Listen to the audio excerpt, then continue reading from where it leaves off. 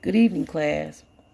I'm going to attempt to answer discussion question number 4, which is what criminology theories seem to match your perspective of reasoning criminal behavior exists? Give an example from your experiences in your criminal justice career or life situations. I think I want to give an example of it towards the end of my discussion. So let me get into what theory it is that I chose that best matches my perspective would be the classical theory. Classical theory is the basis of my understanding why some crimes exist, along with some environmental factor theories such as strain and labeling theories. That's what I base my perception on. Okay. The classical school of thought originated in the 1700s during an Enlightenment era. It was founded by an author by the name of Caesar Beccaria, and it was based on a book published anonymously by him titled Crime and Punishment. This book dealt with the legal aspects of criminology. This book discussed the treatment of prisoners persecuted and tormented by the government in the 1700s. Beccaria believed that the punishment should fit the crime to maximize the deterrence and future occurrence. One of the theory's main concepts is, and the most important feature of the classical school of thought, is it emphasizes on individual criminals as a person capable of calculating what he or she wants to do.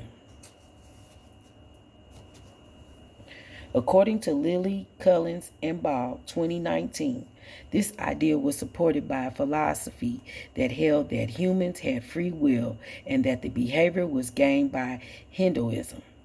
In other words, individuals were guided by a pain and pleasure principle by which they calculated the risk and the rewards involved in their actions. Also, according to Gaines and Miller, 2010, the classical theory is sometimes called the rational choice theory. This school of thought holds that wrongdoers act as if they weigh the possible benefits of criminal or delinquent activity against the expected cost of being apprehended. Now, to the article that we were to read for this discussion, What Works? Crime Prevention and Rehabilitation, and Assessment of Systematic Reviews, Criminology Public Policy. Now, I found this article to be very enlightening and helpful. This article seeks to disprove a popular idea by a criminologist by the name of Robert Mertenson, who published an article titled Public Interest. In the article, he came to the conclusion that nothing worked in the area of criminal justice reform, crime prevention, and other areas of criminal justice studies. As quoted by Mertenson, who states, do all of these studies lead to unrefutable conclusions? That nothing works?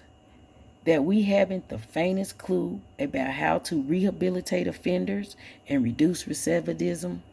That was Mertenson, 1974.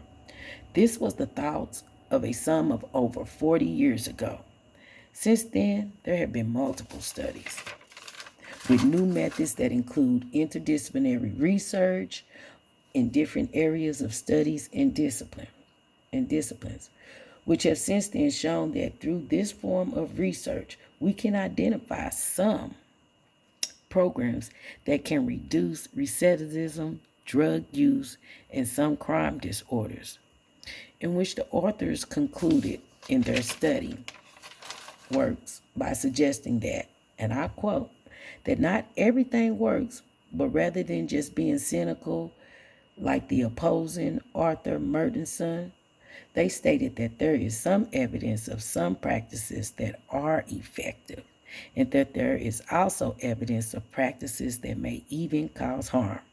Weisenberg, Farrington, and Gill, 2017. I also found in the article that it stated that one of the best kept secrets to police one of the best kept secrets is that the police do not prevent crime. And I think that is in line with what the classical theory states. Nobody can really prevent crime except for the individual. So maybe that is what was frustrating to Murchison in the past, because they tried to deal with groups of people collectively based on one certain aspect or perspective, when they should have, possibly been dealing with these individuals individually but collectively.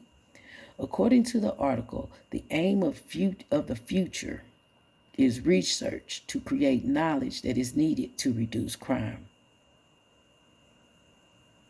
Thank you, and have a blessed day.